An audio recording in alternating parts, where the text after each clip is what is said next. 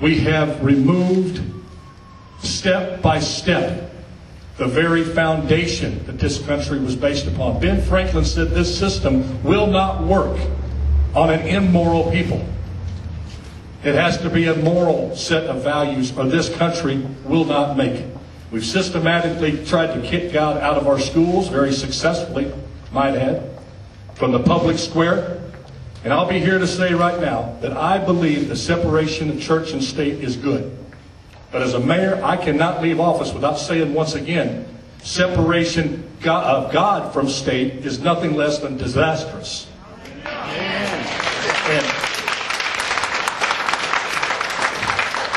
It's my privilege to read a proclamation from Mayor Alan Autry.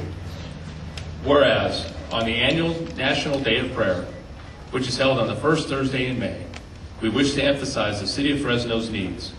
And whereas high-profile Fresno community and national concerns have called even more attention to the need for citizens to pray for our communities and our leaders, and whereas prayer is a natural God-given expression to mankind for communication with the sovereign God, and whereas in light of this privilege and responsibility, community leaders have recognized the need for special attention to local concerns and the need for God to intervene in our activities.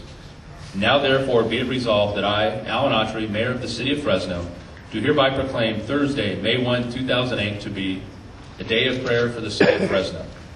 In the City of Fresno, and do hereby recognize that on this National Prayer Day, we will have the opportunity to stand together as one society to give thanks and praise to God for all our community's blessings, to acknowledge and turn from our personal and common shortcomings, and to share together our hope and dreams for the future of all citizens in our community, and ask that all residents of this area join with us in observing this memorable occasion.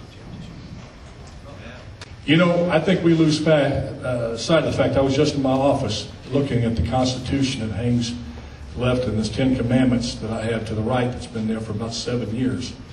And it's clear that this country was dedicated to God.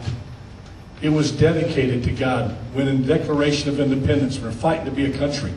A ragtag group of rebels fighting the most powerful army that the earth had ever seen said that every man is created equal, endowed by their Creator with and certain inalienable rights, of which are life, liberty, and pursuit of happiness.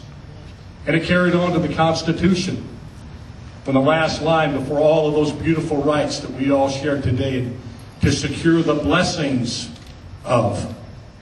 They dedicated this country to God. And you know, it is good to be able to come in a city to this event.